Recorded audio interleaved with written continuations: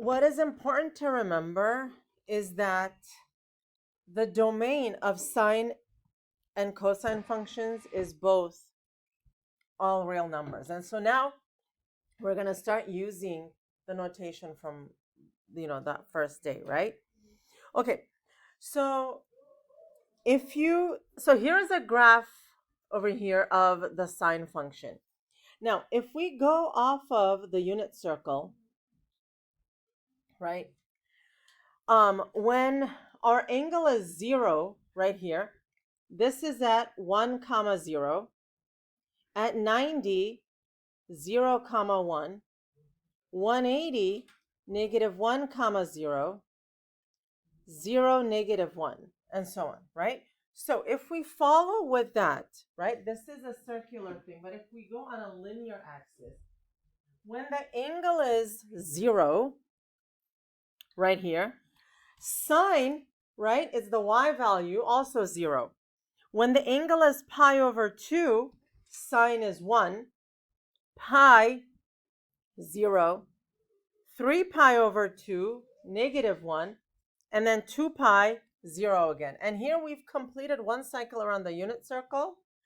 And so if I trace this out, that traces one cycle of the sine wave, right? Now, you see that the y values, whether it's around the unit circle or not, they go from 0 to 1 to negative 1, right? So the highest it goes is 1, the lowest it goes is negative 1. That means the range for the sine function is negative 1 to 1, negative 1 to 1. Now, what we also need to know here, when we traced out one cycle of this, it was over an interval from 0 to 2 pi. So because it took an interval of 2 pi for one cycle to complete, we say the period of sine is 2 pi, right? It means it takes that long for one cycle to complete. Now, let's go to the cosine. Give me a sec. Let's go to the cosine. Cosine on the unit circle, these are all of the x values. So when the angle is 0 here, the x value is 1. So at 0 degrees, cosine is 1. Pi over 2, cosine is 0. Pi, cosine is negative 1. Then at 3 pi over 2, 0, and then 1. So now here we've completed one cycle around the unit circle. When you trace out the wave, that is one cycle of the cosine wave. Again, we see that the range goes from negative 1 and 1. And we see that the period is also 2 pi because it took 2 pi to complete. Okay? One last thing. When we did this for both the sine and the cosine, how many distinct points did we look at? 1, 2, 3, 4, 5, right? And for the cosine too, 1, 2, 3, 4, 5. These are the critical points of the sine and cosine, and those are the 5 points that we're going to use to graph anything. So basically, on the x-axis, at the maximum, at the minimum. Okay? So together you're going to have 5. Okay, yes? Like, just as a clarification, we're never going to write all real numbers again. Yeah. Yeah. Okay? Okay. Now, so if we continue this, right, you see that if I go beyond the boundaries that I just traced out, these same things repeat over and over again. For that reason, we call these periodic functions because they repeat over a given interval or period, right? Now, notice also, suppose this red sine graph was a movable thing. And if I held on to it and I moved it a little bit, it would become the cosine graph, right? Yes? So the cosine is a horizontal translation of the sine graph. All of these graphs, right, that are like horizontal translations like of the sine graph, like this one, these are called sinusoids, right? They're sinusoidal functions, right? They're basically like transformations of the sine. If you're ever on Jeopardy and that comes up, you have to give me on-air credit. Okay? All right. Now, yep. Okay. The general form of the sine and cosine function is here, right? So you see here y equals sine, and then we have x. But then we also have, A, B, C, D. Each of those performs a specific task that we're going to go over one by one. Okay? All right. Let's start with the A. A is the vertical dilation, right? So if absolute value of A is greater than 1, like 3, 5, whatever, then it's an expansion. If it's less than 1, it's a compression. Right. Now, the amplitude of the wave is how high it is, right? How do we look at the amplitude? So if this is the wave, if this is the function, you split it horizontally down the middle. And now the distance from the center to the maximum is absolute value of A, or your amplitude. And it's the same distance here. Okay? That distance, if it's like 3 units, 1.5 units, 4 units, it's the absolute value, never negative. Okay? Yeah. So does it make it like skinnier? No, it just makes it higher or lower. Just higher or lower. We're gonna do a couple. This is like if you were playing music and if you were playing like a middle C, right? You would just play it louder. It's volume basically, right? Louder or softer. Yeah. Do you recommend us to just measure the drop from 5 by 2? No, you are gonna do it from the function. You'll see. Okay, so here we go. Let me show you how I want you guys to graph these, and this is how we're gonna do it always. All right. So here we go. We're gonna graph f of x and g of x, right? So f of x, let's just graph f of x first. So you're gonna take this, you're gonna put the x-axis here. Now this is sine of x. The period is 2 pi. So it goes from 0, right? And then look, go 1, 2, 3, 4 tick marks to 2 pi. I'm skipping spaces just so we can see it better.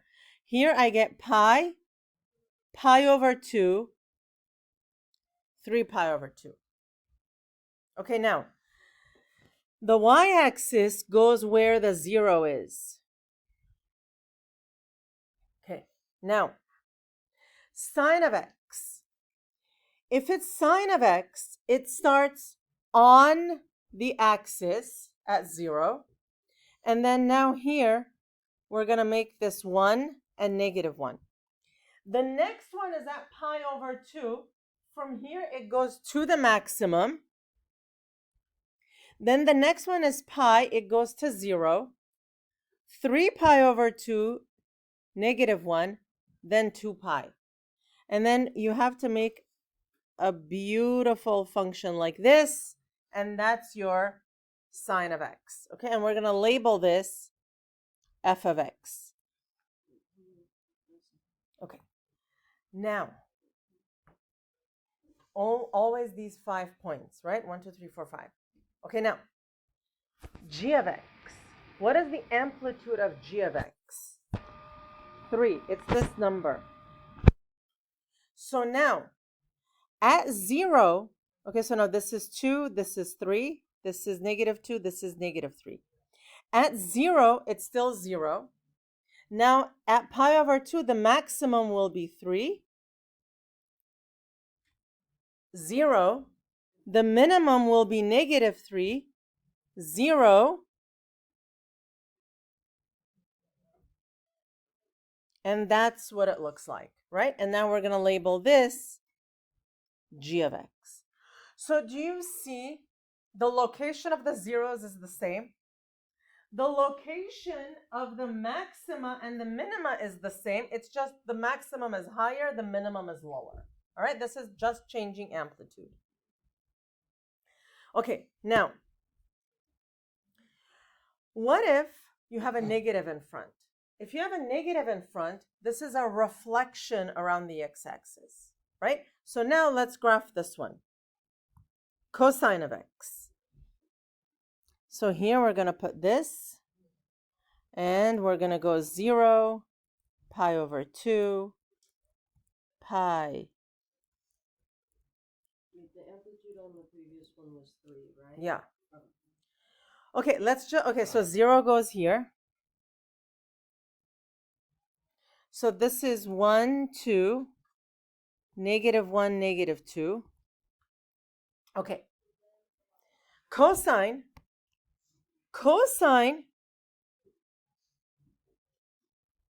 if you look here, sine starts on the axis, cosine starts away from the axis. All right? So here, cosine starts at the maximum here. Where do we go from there? Yep. Where do we go from there? Up, down to where? To 0 here. And then here, here, and here. So that's how cosine is going to look. Oh my God, that looks like a horrible cosine. Hang on. What does that say? It says pi over 2 and then pi, and then what's the next one? 3 pi over 2. Why does it start at 1? Because remember, cosine always starts away from the axis, right? Sine starts on the axis, cosine starts away from the axis. Sine starts at 0, cosine starts either at maximum or minimum. Yeah. Okay, we're not doing tangent today. That's next lesson. Okay. So this is what cosine looks like. Now, make sure it's not a V. There are no corners. There are curves, right? Remember, it's only one part of a wave. Okay, now, what is the amplitude of g of x? Positive 2. Never negative.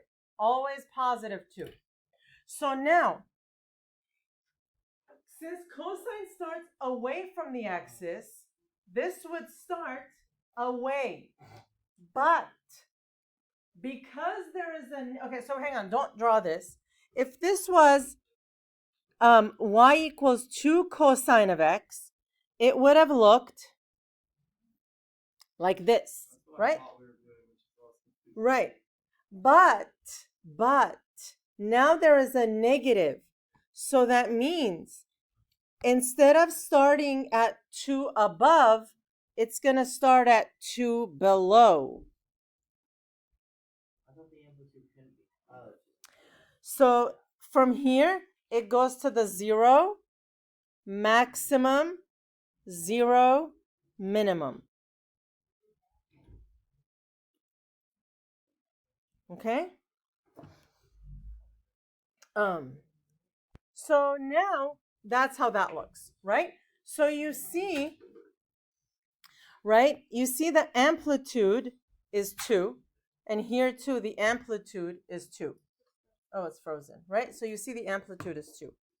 Okay, so if we wanted to label, this would be f of x, and this would be g of x. Cool. Okay. Now, what if,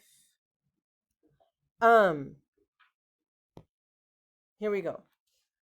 What if the period changes?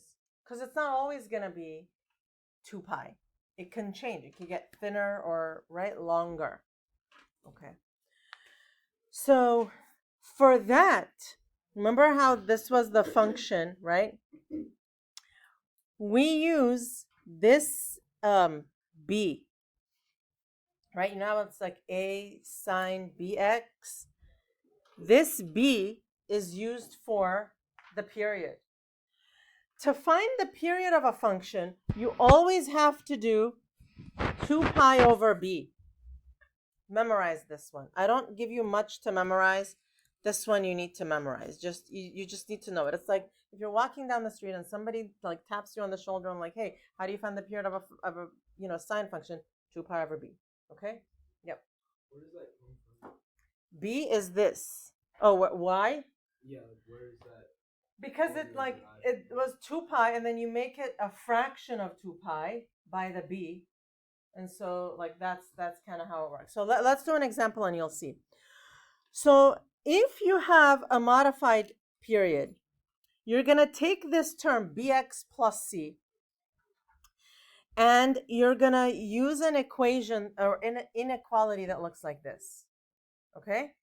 To figure out where to graph. So look, let's do an example and I'll show you what we're doing. Let's focus on g of x. What's the amplitude of g of x? 1. Amplitude. This one is a, so 1.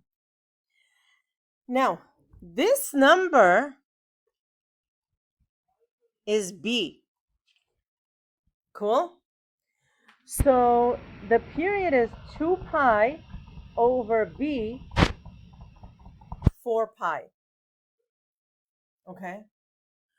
So now, what we do is we're going to have an inequality going from 0 to 2 pi. That's the default, right? 0 to 2 pi. We put inside of here half x. Now we're going to solve this. Right? Multiply everything by 2. So 0, x, 4 pi. That means this and this are the new beginning and the end of your region. So now I go here. This is the first one. 1, 2, 3, 4. How many tick marks total do I have? 5. Always 5. 0 goes at the first. 4 pi goes at the last. Smack in the middle is how much? 2 pi. Half of 4 pi, which is 2 pi. Smack in the middle here at the first tick is how much? Pi, and this is 3 pi. Y-axis goes here again. Don't you love that y-axis? It is so exciting graphing sine and cosine functions. I mean, I often have difficulty sleeping at night when I'm gonna graph sine and cosine functions the next day. So exciting, right? Okay, so what are we graphing here? Sine or cosine? Cosine. Does cosine start on the axis or away? Away. What's the amplitude? 1. So we're going to go between 1 and -1. So I start at 1. Then where do I go? Up or down to the axis? Down to the axis. Now where? Down below. Back to the axis here. Right? This is a wave. It's going to oscillate or go back and forth between the x-axis. The axis of oscillation. Okay? And then make your cosines look pretty. Right? Make them look pretty. Give it a little bit of a wave. Okay? All right. Yay. Wait, should we draw both? No, I'm just doing one. What if it's a negative number? Huh? Just cosine of -1. It won't be. But you still take the absolute value. That's how it is in the formula. Like on a real problem, can we graph both? I just put it for you guys to see the way it would look. Actually, let me just quickly graph. This is how it would have looked if it was going from 0 to 2 pi. That's how it would have looked. And now it's taking longer. Now the period is 4 pi, so it's taking 4 pi to complete, right? So if you wanted to think of it as like musical notes, if the blue one was a middle C, the other one would be a C an octave or 2 higher, right? Okay? Yeah. For extending the graph, I just repeat what I did for the first period. We're just going to do one period. Oh, okay. Yeah. I'll remove the one I drew. Okay. Frequency. Period is how long it takes for a wave to complete. right? How long it takes for a wave to complete. So for example, you might have one wave with a period like this, right? You might have another one with a period like this, okay? Which one of these, the top or the bottom, has the longer period? The top has the longer period because look, it's taking so much longer for one cycle to complete, okay? Now, frequency is different. Frequency is this. Imagine if you were standing and like these waves are coming at you, right? And you had to count how many waves pass by you in like a minute, okay? Would the top one get more waves in a minute or the bottom one? The bottom one would get more waves in a minute. That is the frequency. The frequency is, it's actually measured in seconds. How many waves pass by you in 1 second? And so if you were looking at a wave like this, it would be one thing. And then if you had like a gamma wave or a microwave, it would be like more, higher frequency. Okay? So frequency is how many waves per second. And then if you've ever heard of hertz, right? That's what a hertz is. Okay? All right. So frequency, it's the like opposite, right? Or the reciprocal. Frequency is the reciprocal of the period. So if you have the period, the reciprocal is the frequency. You don't do anything new. Okay, so take a look here. A bass tuba. Have you guys seen a bass tuba? It's a huge, right? It's like, oh yeah? Huge. Also very deep sound, right? Okay, so a bass tuba can hit a note with a frequency of 50 cycles per minute, per second, hertz, and an amplitude of 0.75. Write an equation for a cosine function that can be used to model the initial behavior of the sound wave. Okay, so what are we given here? We're given that the amplitude is 0.75. We're given that the frequency is 50. Great. We need to write a cosine function. The cosine function is A cosine bx plus c plus d, right? From like the page above and below and whatever.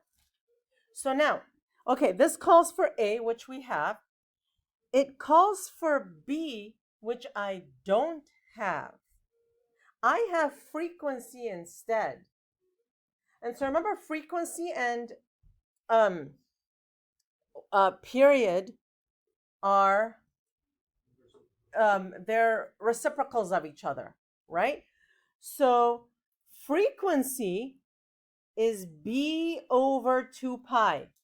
Remember, period was 2 pi over b? Frequency is the opposite. So b over 2 pi is 50. So how much is b? It's 100 pi because we multiply both sides by 2 pi.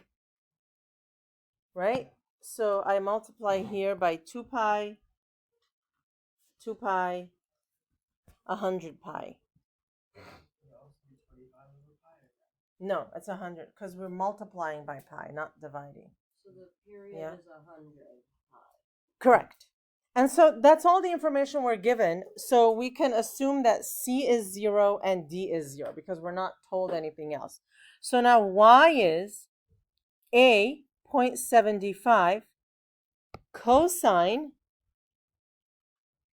100 pi x.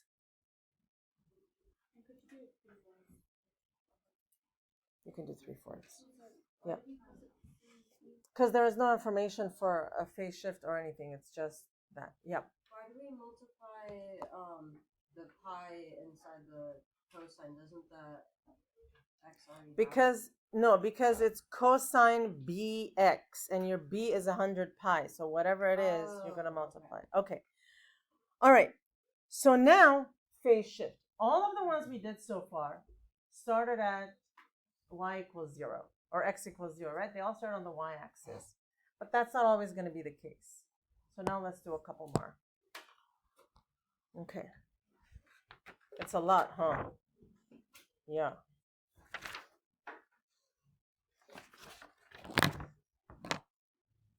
Oh, yeah, okay. Okay.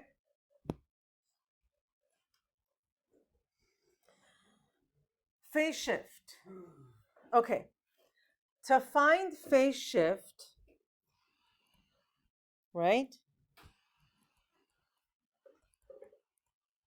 Here's what you want to do.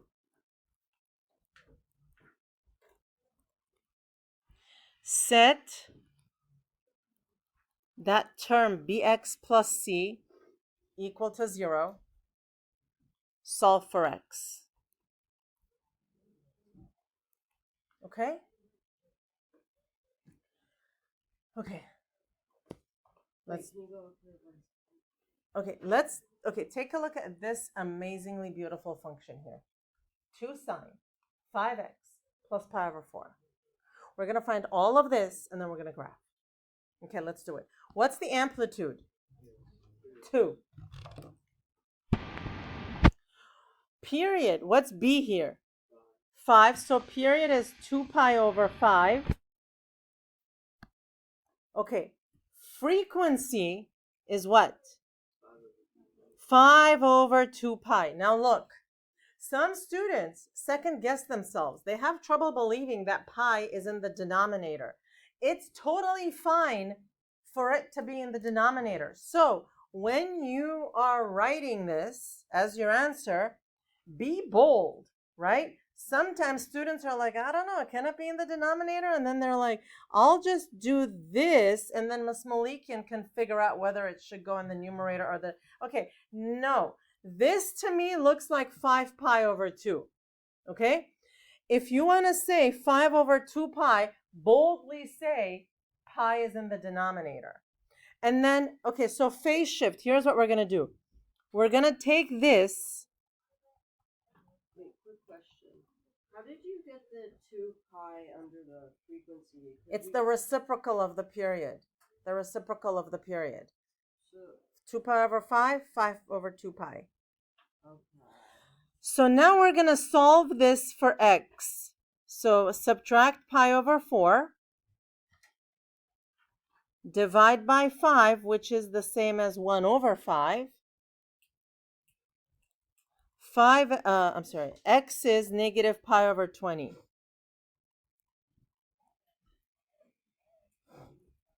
This means the graph has shifted to the left pi over 20 units. Okay? Divided by 5.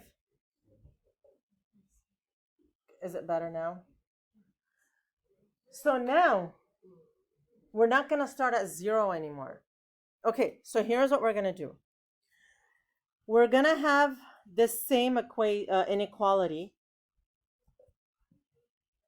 5x plus pi over 4 goes in there. Okay, subtract pi over 4.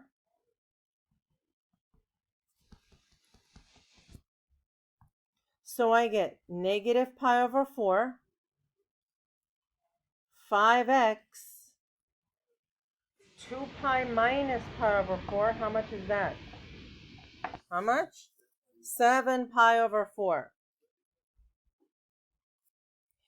Divide by 5, which is like multiplying by 1 over 5. And I get negative pi over 20 x 7 pi over 20. So now that's my new start and end. So let's do this here.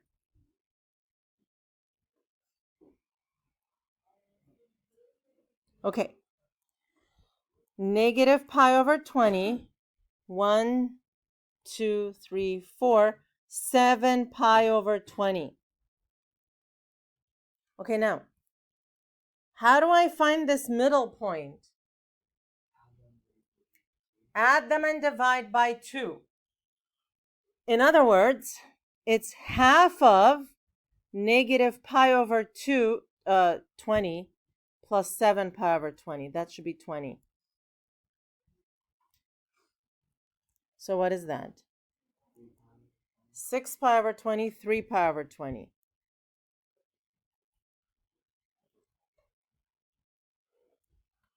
All right? This one, we do the same thing. Half of negative pi plus 3 pi over 20. How much is that? How much?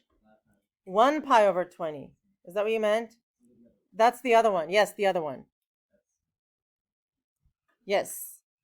This one is half of 3 pi over 20, 7 pi over 20, 5 pi over 20, which is pi over 4.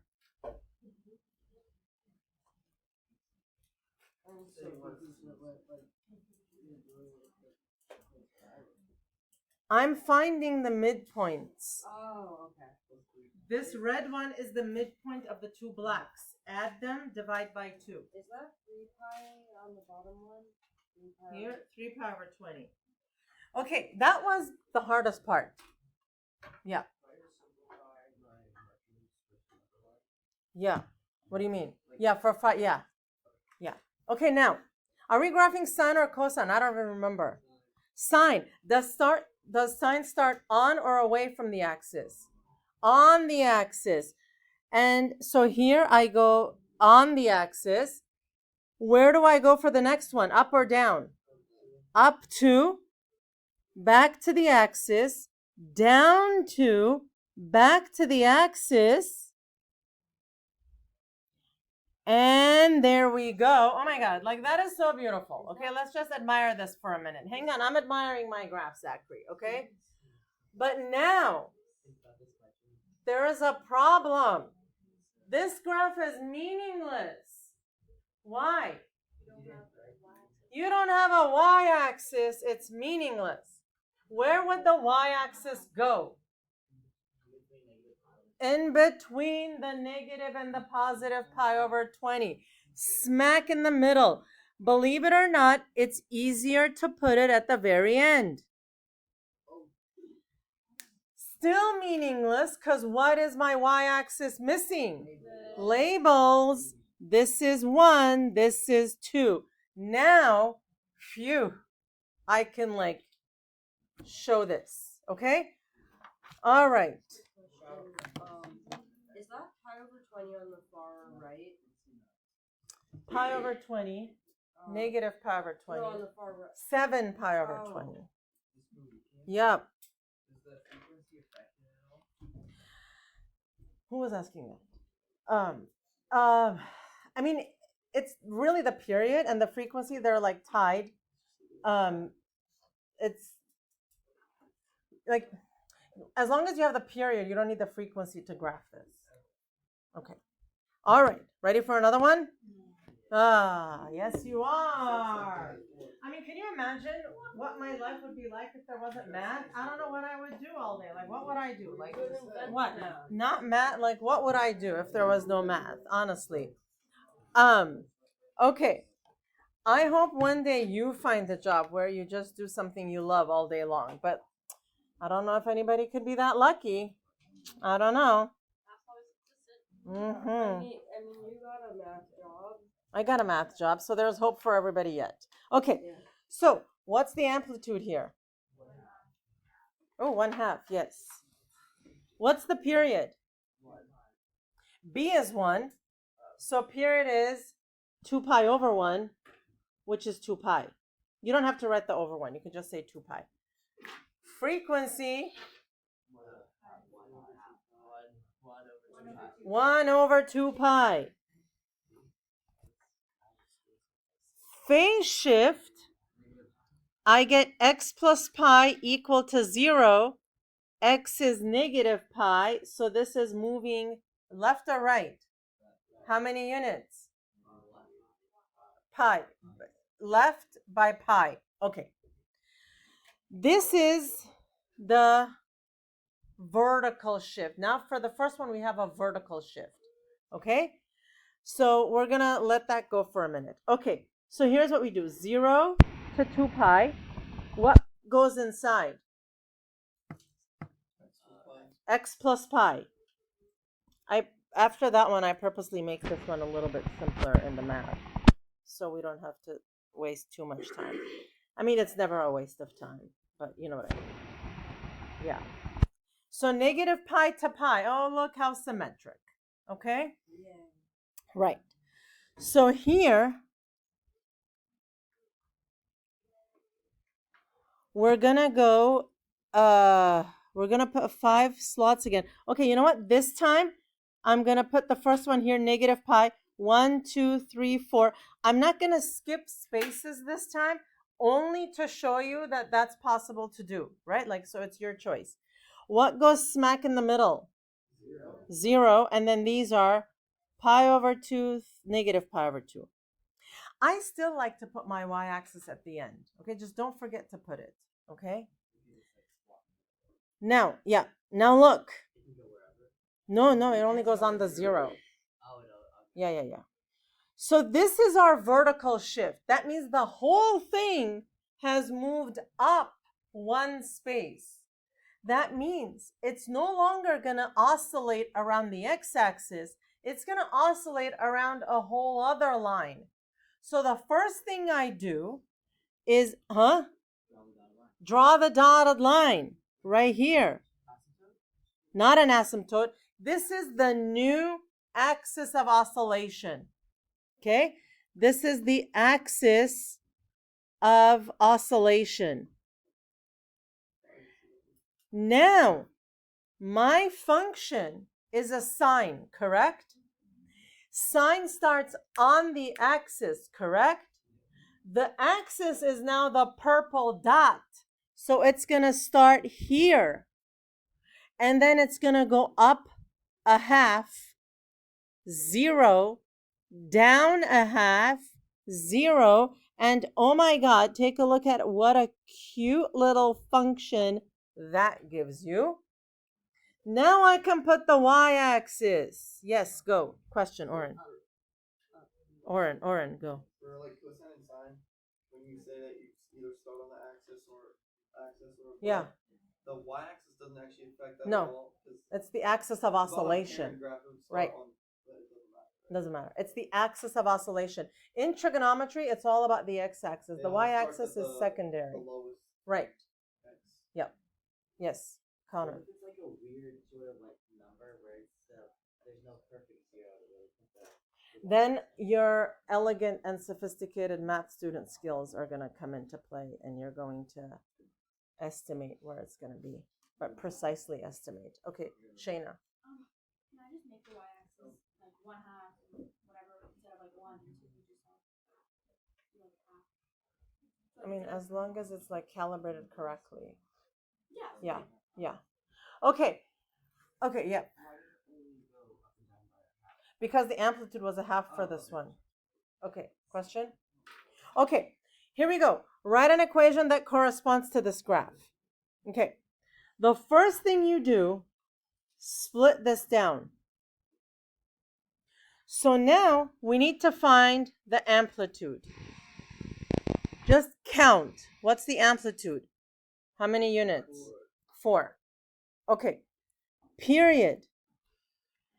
This is 1 cycle. How long does it take to complete? 4 pi. So 2 pi over b is 4 pi. How much is b? 1/2.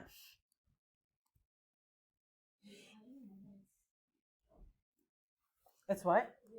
You said that it was 4 pi before. I didn't know that it was 4 pi. Because when you trace out 1 cycle, it ends at 4 pi. Okay. Now, is there a vertical shift? How much is the vertical shift? negative 2. Because it starts down 2. Okay. Now, yep. For D, when you say like how many verifications it is, so are you just gonna start at like one of like the Yeah, at the y-axis. and Yeah. just Start at the y-axis. Huh? Like how do you like when you know to stop for full rotation? Well, I mean, you know what a sine or a cosine graph looks like, right? So when you start here, it's going to look like that. So, yeah. Okay, let me do this one, and then I'll take questions. Okay, so, okay, when I give you one of these problems, I'm not going to give you a C, right? So we can take that out. So y equals 4 sine half x minus 2. Okay? All right, I'm going to do the last one because we only have 3 minutes. Okay. Write a sinusoidal function with the given period and amplitude that passes through the given point. Okay, so period is 2 pi, amplitude is 2. Okay, A is 2. Now, in this case, you don't have the graph. Over here, we had the graph to orient us that there was no reflection, right? Here, I don't have that. That means I'm going to use like the full formula for this of 2 pi over absolute value of B is 4 pi. So now absolute value of B is a half. That means B can be negative a half or positive a half. You have to choose one. So, well, I mean, we can't, you know. I mean, there is 50% chance. And then also, when x is pi, y has to be 2. So now there's actually like 4 options here. There are 2 choices at the first go. This is either a cosine bx or a sine bx, because I don't even know if it's sine or cosine. And so now I have to try out all of the different possibilities. Let's try cosine. Y equals 2 cosine. Let's just do half x. Okay? Now let's check. When x is pi, is y 2? Let's see. Pi, we want it, y, we want it to be 2. 2 cosine half of pi. What's cosine of pi over 2? 1. Wait, because this is sinusoidal, do we know it's a sine function then? Huh? Because it says sinusoidal. Uh-huh. Do No. we know it's a sine? I over 2 is 0. It's 0, right? Cosine of pi over 2 is 0. So this does not work. Okay, so it's not going to work with the negative either because it's still going to be 0. So now let's do this one. 2 sine half x. So let's see. Are we going to get 2 when we get, let's see, 2 sine 1 over 2 pi? What's sine of pi over 2? 1. 1 times 2? 2. Oh my God, that does work. So this is, oh my God, and it's 12:40. Oh my God, it's 12:40. We got to go to lunch. Yay. Okay. Oh, shoot. Okay. No. Listen, your homework, all of the ones that you need to graph must be done on graph paper. Now look, on my jack, look at what I have here. Are you guys seeing this? Blank trig graphs. Print this out and you have like this little template for you. You can use Post-its, whatever. Okay, but that's totally fine. But if it's not on